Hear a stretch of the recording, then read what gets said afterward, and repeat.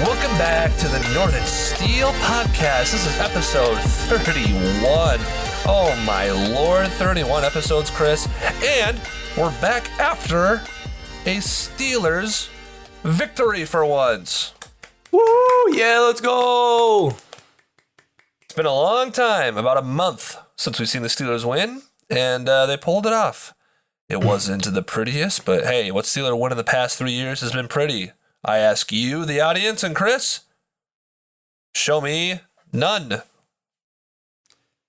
Wow, well, none for 500. Good job. So they pulled it off. They won. Very exciting. Very great. Chris, what's some quick thoughts you had about that game? Well, apparently, from what I'm hearing, Kenny Pickett was awarded his first win, even though he did not finish the game. Just like so Major good League for pitchers. him. Yes. Well, good for him, because obviously we get that out of the way. He defeated the GOAT, Tom Brady, who looked very upset with his offensive line and teammates. And overall, I got to say, I was very impressed.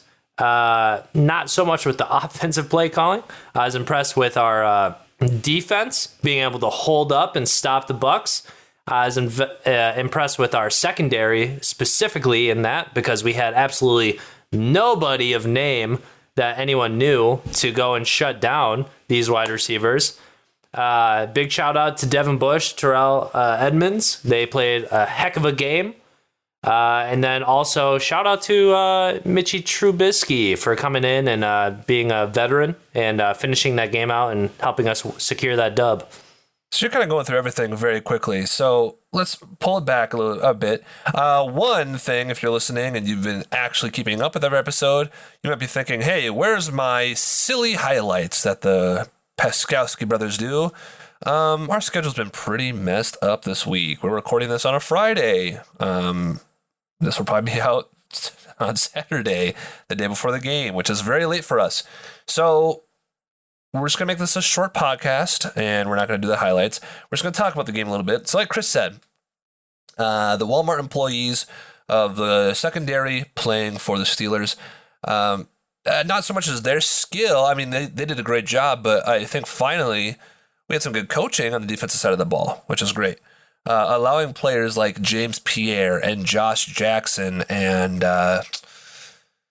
oh boy, I know there's another one in there. Trey Norwood. Players of Miles Killebrew. Players of these caliber that aren't the best to rise up and kind of, not completely shut down Brady, but do enough to minimize damage and minimize points. I mean, Mike Evans only had 4 catches, no touchdowns. Mm-hmm. That's pretty good. Pretty good. Obviously, of course, they're big gains over the middle, like they always are, especially on the linebackers. So look out for this week and tomorrow when Waddle and Hill are lined up on Robert Spillane. That's going to be really fun to watch. But for now, it's the victory. They did a great job. And like I said, the defensive scheme. Chris had mentioned Devin Bush. Devin Bush definitely had his best game since probably 2019. He was solid. He made a great stop for that 2-pointer, which definitely is, technically kind of like a game winner. A game-winning play right there, since we won by 2. He was decisive. He made some good tackles, and surprisingly, you could have bet me $1,000, and I would have taken this bet 10 times out of 10, Chris, that Devin Bush would not have been the better Devin on the field that day. But he was. He's better than Devin White. That looked great. Like you said, Brady looked bad. Looks his age. It does not look happy. Finally. He spent a lot of the time on the sidelines yelling at his offensive line and his players to, be better, which is pretty ironic coming from a dude who missed 3 days of practice to go to Robert Kraft's wedding and then flew by himself to Pittsburgh on a private jet. But hey, what do I know? He's the GOAT. He can do whatever he wants, right? Maybe not. No. Let's finish up. Let's talk about Mitch, but then I want to talk a little bit more about the game, about like some exciting things about it, but also realistically looking forward.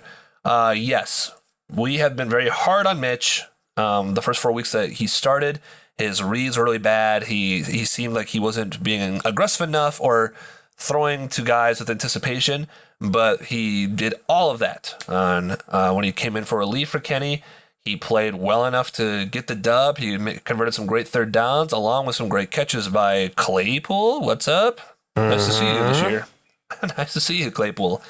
And we just got to give it to Mitch, making the good plays when it mattered most and secured the dub for us. Yeah, no, Mitch came in and he played really well. Obviously, the crowd became silent as soon as they saw Pickett go down. And they were like, oh, great. Now here comes Mitchell Trubisky. We're going to see exactly what we saw this whole year. And any hope for us, that lead is just going to dwindle and eventually Buccaneers are going to, take over the game. That did not happen. Again, shout out to our defense for doing such a great job. But Mitch actually came in and he played really, really well, I would say. His ball placement, his decision making, everything looked kind of how we hoped it would prior to the season. And, what I thought was different is Mitch played so much better because he had nothing to lose, right? In a position in which he was not, his job is not up for grabs or whatever, he actually played way better, which, is something that, I really appreciated. But in my eyes, it makes him a better backup QB.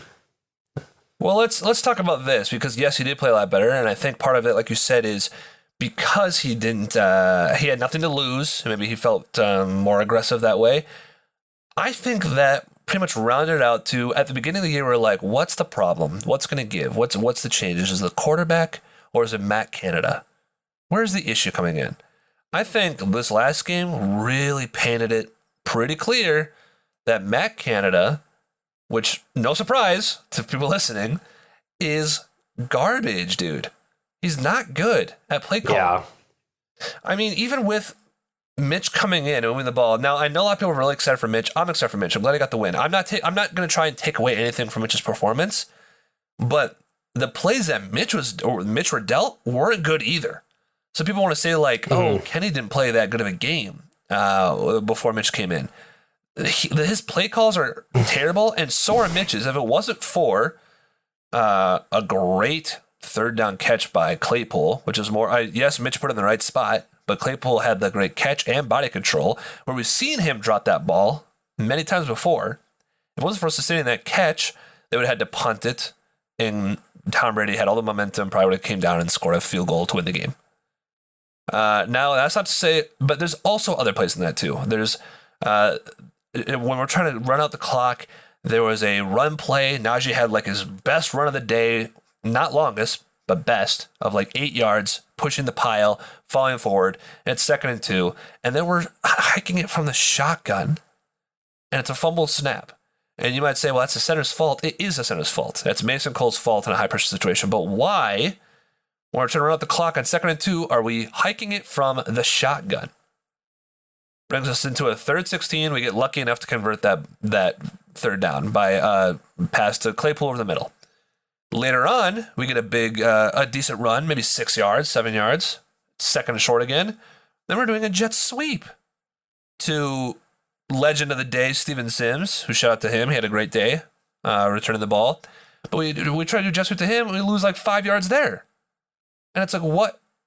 These play calls are atrocious. And now you're and back-to-back situations, you put your quarterback in a 3rd and long, and he had to make magic happen. But like, you can't expect him or Kenny to make magic happen on 3rd and longs like that. You're setting him up for failure. Yeah. Go ahead, Chris. I was gonna say is our play calling seemed very scripted and very repetitive. It was the same thing over and over again. We get to the run pass scenario, or we just want to make the right play calls in the right settings, like you were saying. And again, I agree with you, especially with those jet sweeps. Bro, I get pulling those out every once in a while. Matt Canada's got to leave that stuff in college because it's not always going to work, especially with how often we run the jet sweep. It's annoying. And touching back on that, Kenny Pickett, how people are saying he really didn't play that well of a game. To me, he really didn't play that poorly of a game when it came to his own playing, because of course, everyone looks at, the whole thing, which they should. You should judge a person by the whole game. But at the same time, like that first drive that we went down and we scored, he did fantastic. All the reads he was making, the way we were driving, we went down, we got a first drive touchdown, which was the first since what? I think it was like week 14 of last year or something like that. It was kind of crazy. Against the Lions. Week 10. Yeah. And so, I mean, Kenny looked great. And then, after that, the play calling became atrocious. Even after Steven Sims went and returned that kickoff, like 82 yards or something, or whatever it was, and we got into like the red zone, line. You expect to get a touchdown there. But what did we do? Our play calling was absolutely horrendous. We go 3 and out, and we kick it immediately. That's so demoralizing, and it just really breaks down this offense to be like, God, what, Matt, think of something better than this. I don't know. Now, what I will say is his play calls when Steven Sims returns to 12 were not great, right? But there's other issues there too. Pickens didn't run the right routes on the third down. He should have went more to the corner. Kenny did not see Zach Gentry on a couple occasions in the end zone. That would have been easier touchdowns. Which we have to, as fair game, have to talk about. We got on Mitch's case for the reads. So we got to tell Kenny, like, you got to be able to scan the field when your read's not there. Again, we've said this before, would much rather watch Kenny try and struggle with that because he's a rookie than watching Mitch struggle with not finding reads. But he missed some reads here and there. That I was kind of wondering, a lot of his passes were short to the outside. It's not like Kenny to be doing that. He does like to attack the middle of the field. Obviously, we didn't have Fryer moves, so maybe he's a little worried. But showing the all-22, he did miss some reads here and there. He missed Claypool over the middle for a bigger play. Maybe just didn't take the shot. He did seem a little off his game, even though he was still calm and collected. He converted some third downs and got this on drive. He still was missing a lot out there. So, yeah, sure, maybe it wasn't the best game, but again, he's a rookie. As far as improvement for the next game, I think you and I talked about this. He improved from the Bills game to the Bucs game in one specific area, and that area was running out of the pocket and throwing the ball away. Obviously, that game against the Bills got out of hand very quickly, but against the Buccaneers, there was multiple times where he ran out of the pocket and he was looking downfield and there's nowhere to go. And in the Bills game, he took a sack or he ran out of bounds, and this one he threw the ball away. That's good. Mm-hmm. To find another down, that's what you got to do. The issue now, besides the reads, because it's going to take some time, and maybe he's just having an off day.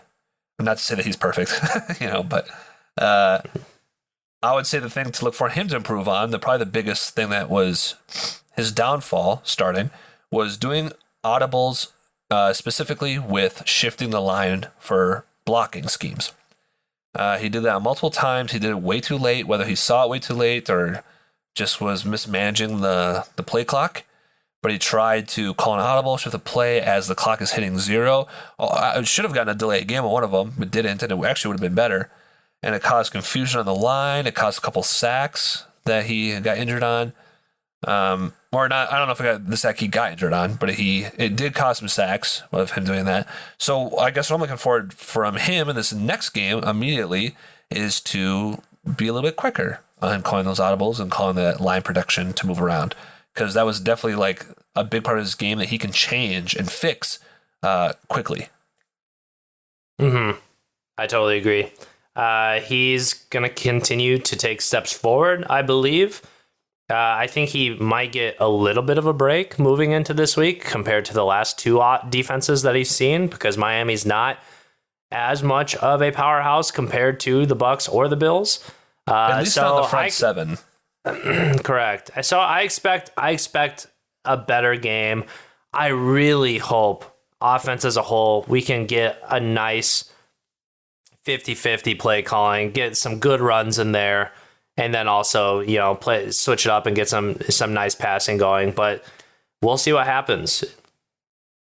Yeah, I agree. And then one last point too, because I think we got, it's so hard to keep what we're talking about straight here. But we had talked about Good Lord, I'm messing this whole thing up. We talked about Trubisky coming in, and he did a good job, but his play calls were also bad. But what I was going to say is that if you... I mean, people just want to say that he did so good. He got all these big yards. He also had the biggest passing play. But that big passing play to Connor Hayward came off of a smart play by Trubisky, but it came off a guy running off the field way too late for the Buccaneers, and the linebacker in the middle trying to call timeout and not getting it. And it left him standing there while Connor Hayward blew by him, and they got a big, big gain on that play. So that's some of his big yardage. And then obviously the 3 third-down conversions. One Claypool making a great catch, one Pickens making a great catch using his body, and then one Claypool. One was all Mitch finding Claypool in that 3rd and 16 in the right spot. So was I think away from Mitch, he definitely made the plays that counted, but it also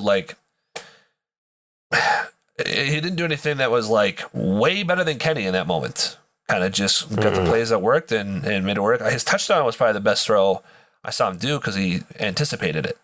That's probably the best throw I've seen him throw all year. Was his touchdown throw? Yeah, for sure. But thank you. Thank you, Mitch. It was good to get the dub. And now, moving forward with things that we saw that we liked. We liked the defensive coaching, liked the aggressiveness, and we're hoping that continues while we get these starters back. We were able to play pretty shut down with people like Josh Jackson and the other one. Who's the other guy? James Pierre. And you would hope that getting Akello and Levi back and Minka would make that a lot stronger. So hopefully that continues. Also, Terrell Edmonds had a great game. Shout out to him last week, and he's been having a good year. The bad thing moving forward is I know we want to be excited. I know that we finally threw a touchdown to receiver. We actually scored 2 touchdowns that game offensively. We scored 20 points offensively. That's great. I think the problem still is going to be our offensive coordinator. I know we want to be excited after this win. I don't mean to be a pessimist and bring you guys back down to earth, but the offensive play calling is so bad. It's so horrendously bad, and it's a little too confusing. Our receivers are running into each other. The spacing isn't great, and I don't see that changing. So it's hard for me to get super excited about this offense clicking or playing better, because the play calling is so bad. No matter who's in the game, Mitch or Kenny, play calling's terrible. Yep. Totally agree. So moving on, Chris, let's preview the Sunday night game against the Dolphins. Kenny Pickett is going to play, cleared his concussion protocol to much of the complaints from Dolphins fans who have no room to complain, so they can buzz right off. Kenny is going to start. That's the way it is. And I thought that was very interesting. I know Tomlin really assured people, he's like, the second he's cleared, he will be playing. He will be getting that starting time. And he laid the hammer down and he said, guess what? I know Mitch was brought in, but Kenny's our guy. Kenny's the guy we're going to roll with. So let's shut this down right now. And he came back. I was very surprised that Kenny is actually playing this week. Thinking about concussion protocol, I thought at least for sure this week he would be out. But then again, looking at the play itself, I'm almost curious if it was more of an adrenaline thing as to why he was experiencing some of these symptoms. And maybe they settled down immediately after the game. Who knows? I'm not there, but he had a press conference today. Everyone asking him, what about this? What about that? About the concussions? And he's like, tell you what, they fly in doctors from all around, the best of the best. And I trust their word, and they said I was good, and I went through protocol, so here I am, and I'm starting come Sunday night, so be ready. Matter of fact, if you have ever listened to Big Ben Roethlisberger's podcast, he had also mentioned that he holds the doctors in Pittsburgh, and especially the concussion doctors, in very high regards as one of the best in the world. So I'm going to trust him for right now until they give me a reason to not trust him. The Dolphins, this matchup is... the 50th anniversary of the perfect season from 1972 from the Miami Dolphins. So they're going to have a lot of hype behind them. They're going to do Tua is back somehow, some way after the vicious concussions he's had. Speaking of concussions, how's he going to play? Is he going to be rusty? Is he going to be scared? What's going to happen there? Here's the deal. If we want to preview this game, Chris, and I don't know if you have keys to the game already. If we just want to like talk, do you have any keys to the game? Yeah, I have a couple. Okay, so before you get into that, let's just say their offense is what it is. It's good. Especially if Tua is playing well. The receiver, their skill weapons are dangerous. They're good. The defense, like Chris had mentioned earlier, finally a little bit of a break on the front seven. Their secondary is good. You know, they got Xavier Howard and Javon Holland are like the big names. Now they did lose Byron Jones, or they didn't lose him, but he is out, so that helps. And I don't really know how good Brandon Jones is a safety. Their linebackers are pretty decent with Jalen Phillips, Jerome Baker, and outside, of course, they got Melvin Ingram, Steeler legend. We'll be up against him, trying to block him out. Emmanuel Ogba's pretty decent on the line, but nothing too crazy, as well as Christian Wilkins and Raekwon Davis. So it's not like an insane front seven, you know, but at the same time, you never know what could happen. It's the NFL. We didn't think the Jets defense was really that good when we went to go play them. We actually should have beat them, but the Jets defense has been playing really well since they beat us, and they've been pretty good too. So, you know, it is what it is. But why don't you take it away, Chris, with some of your keys to the game? All right. Keys to the game. There it is. I just need like the EA Sports announcer to say my keys to the game part. That'd be so nice. Yeah, I'll add some reverb to it. I appreciate that. So first off, first key of the game is I think our middle linebackers got to be playing out of their minds this game. You know, I think with both Waddle and Hill on the outsides, it only makes sense to have at least one of those guys, if not both of them, double covered at all times, or else they're going to make our guys look absolutely silly, which means the middle of the field is going to be wide open. We need it Bush or Jack to go up and make the necessary plays and cover those receivers, or tight ends to allow no movement down the field. I'm not a Tua believer. I've really never been a Tua believer. I know a lot of people are really high on him. I feel like I haven't seen what other people see to put him in such high regards, but I'm not really too scared of him. But as always, we got to keep the pressure going. I felt like last week was a lot bigger of a week for our defense and able to go and get pressure. And we did that with really not a lot of blitzes coming in. I think the most we rushed was 4 at a time. So that was huge. Obviously, we have our own, the man, the myth, the legend, with Alex Highsmith leading the league in sacks for the season with 6.5. As long as he can become a presence, hopefully that'll help Cam Hayward on the line get in there, and then we can just kind of get to Tua and, you know, make him have some second thoughts on what plays he's going to do and where he's going to move that ball around. And then finally, my last key of the game is, you know, I said it earlier, we got to change up the play calling. We got to get moving. We can't be as predictable to run, pass. I know I feel like I'm, shooting a dead horse, but at the same time, beating a dead horse. No, in our situation, I know what I said. And in this situation, we're shooting a dead horse because we are so predictable and bad, and it happens all the time. This horse is dead, Dom. All right? Yeah, it is. But in all seriousness, we really got to switch it up. We can't be running out of the shotgun when we are running, and we can't do the predictable run, pass. Switch up your play calling. Get Derek Watt involved. I feel like when we had that extra blocking, even having Gentry on the outside, that was some of Najee's best runs. And then obviously interchange between them and Warren. They are each present their own special skills. So get the ball moving. I don't care how we get to 100 yards rushing. Let's just get to 100 yards rushing. Yeah, let me comment on your keys of the game real quick from like not really a negative standpoint, but just kind of things to think about. With the linebackers, like you said, playing on their mind. I know you said Waddle and Hill on the outside. I don't think they're going to predominantly stay there. That's the issue we're going to run into. I think they are smart enough to move Tyreek and Waddle to the inside on some plays and have them lined up against some linebackers or a safety or whatever, and they'll get theirs. I mean, Tyreek Hill's leading the league in receiving yards by 100 yards over whatever week it is right now. So he has like 700, 800 receiving yards right now, which is nuts. They're going to get their catches. I guess if you want to say you need to be able to stop Mike Gesicki or Trent Sherfield, then yes, you need to be able to stop those guys in the middle if those two are going to be playing on the outside. But they're going to get theirs. As far as the supply and pressure goes, again, we want TJ Watt to be as healthy as he can be, and I know he's not even ready to play this game yet, but this would be a really good game for TJ Watt because I love Alex Highsmith. We believe in him. He is the sack leader, but he has a tough task this week because their best lineman, I think, I don't know the Dolphins that well, so if anyone would like to correct me, please do, is Terran Armstead, who is their left tackle, and that's who Highsmith will be up against the entire game.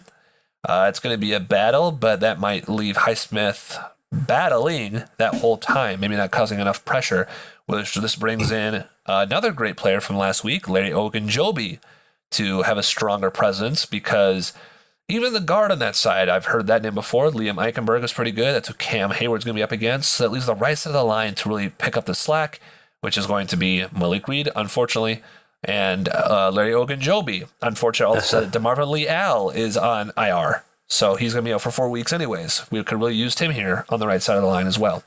But I don't think it's impossible to get pressure. They're just going to need to, I think it's just going to have to come from other guys helping to make that happen because you can't just count on Alex and Cam in this particular game. So I actually do have one more, and it's more of a rant and an annoyance. It's actually more of a message. Hey, offense, please, when we get into the red zone and or the opponent's 30-yard line and beyond, can you not get a penalty? Please, I'm begging. We do that way too often, and we ruin good drives, or we put us into a position of failure, and that happens more than I'd like to admit, and definitely at least once every single game. So please, just play clean. Don't hold. Don't do anything. We need as many chances in the red zone as we can get. So just let us fight our own battles. That's all. Kevin Dotson, you did not deserve death threats, but if you're gonna hold a guy, hold him. If you're gonna hold a guy, hold him. Moving on from the other one you said about play calling, run game. Yeah, I think you really do need it.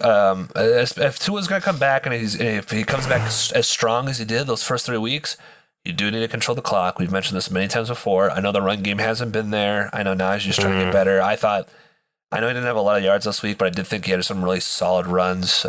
Yes, he did. I think our run blocking is pretty bad.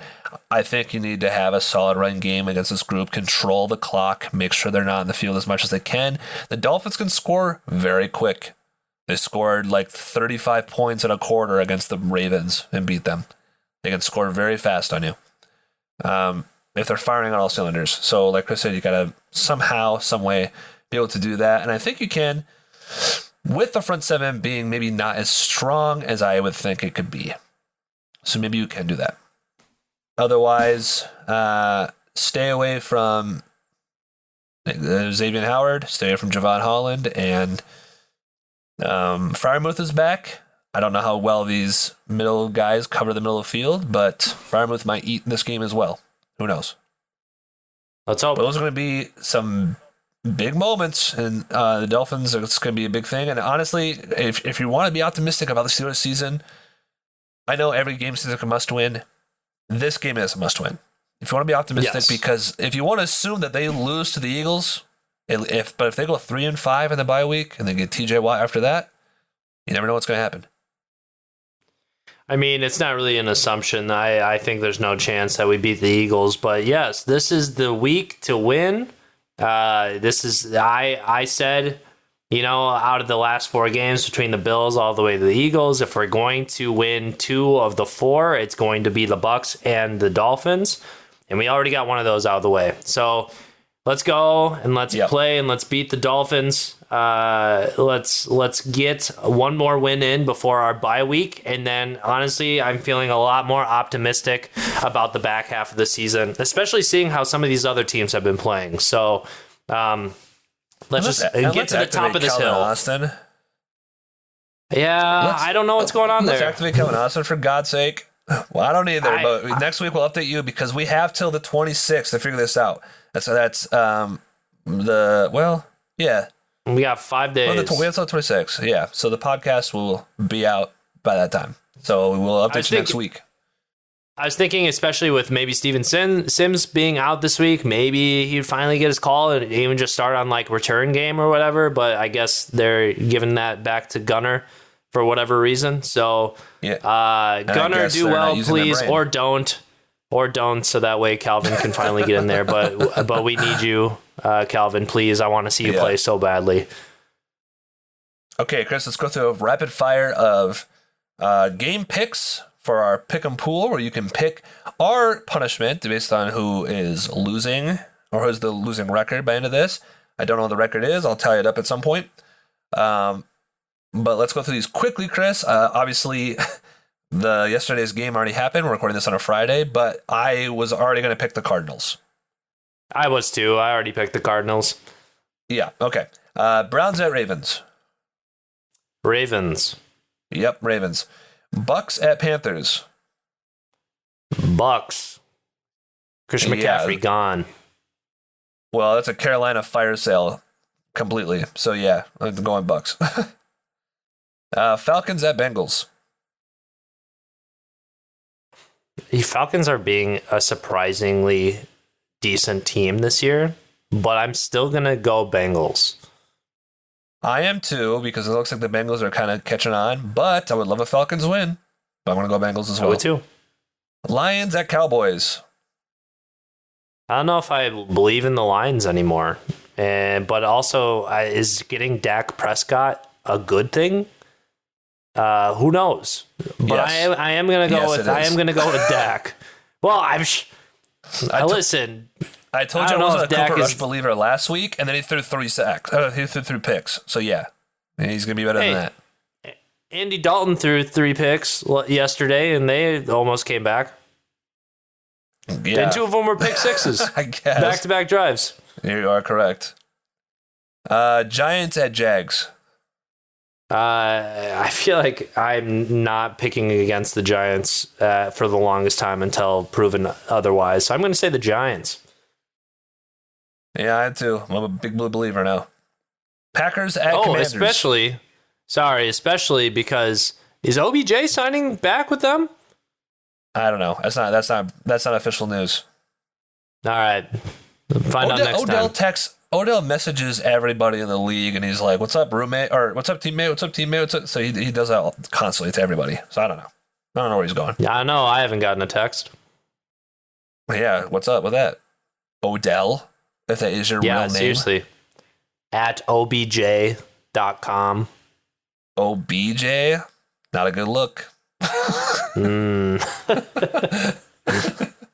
right. Next game. Sorry. Packers at Commanders. Gosh. I don't know, dude. I'm losing faith in the Packers. And Taylor Heineke sometimes has baller games. You know what? Yeah. Here's my upset. I'm going to say Commanders. Screw it. I don't care. I'm picking Packers. If the Commanders were starting Sam Howell, I'd pick them. But they're not. Nope. Fake news. Colts at Titans. Okay. Is it me, or have you not heard a single word about the Titans at all? Like, I forgot they were a franchise this season. Yeah, but I'm still picking them. But yeah, I agree. I mean, same. I'm also picking the Titans, but like, I haven't heard a word.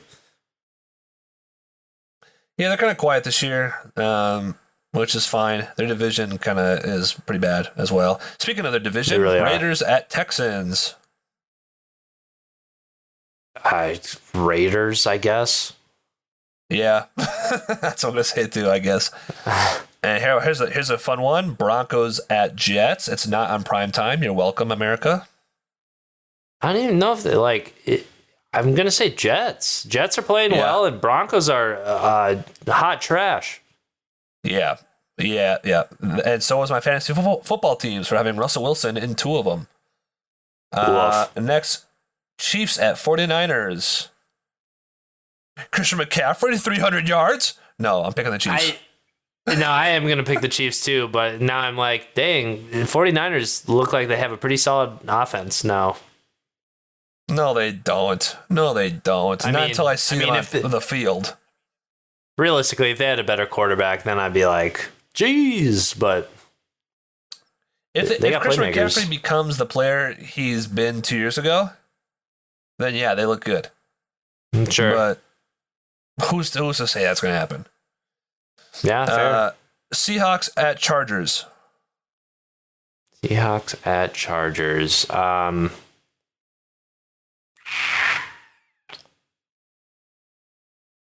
Chargers have been really disappointing to me this year. I am going to pick them, but I wouldn't be surprised if I saw an upset. Yeah, I agree. I am a Geno Smith believer, but I do love me some Justin Herbert, and I'm going to pick the Chargers as well. Us at the Dolphins. I'm going on Steelers. I am too, optimistically. Please let it happen. And finally, an absolute barn burner, the league's best for Monday Night Football, Bears at Patriots. Wow. Is Bailey Zapp playing? Yes, sir. Then I got to go Pats. Pats by 30. Yeah, if Mac Jones is playing, I might go Bears. But if it's Bailey Zapp, I'm going Pats as well. That's fair. But yeah, Pats all the way. All right, that'll do it for this week's podcast. Thank you for joining in to this little short guy that we had coming out for you guys. You can follow us on Twitter, TikTok, Instagram, YouTube, Vimeo, Daily Video, CNN. CustomInks.com. Custom Ink. Patreon. I wish I had a Patreon. If you guys want to give us money, feel free. My name is Dominic. This is Chris. Chris, do you have any last words? Oh no, you're frozen. Go Steelers. It still came through. Go Steelers. Nice. All right, we'll see you guys next week. Peace.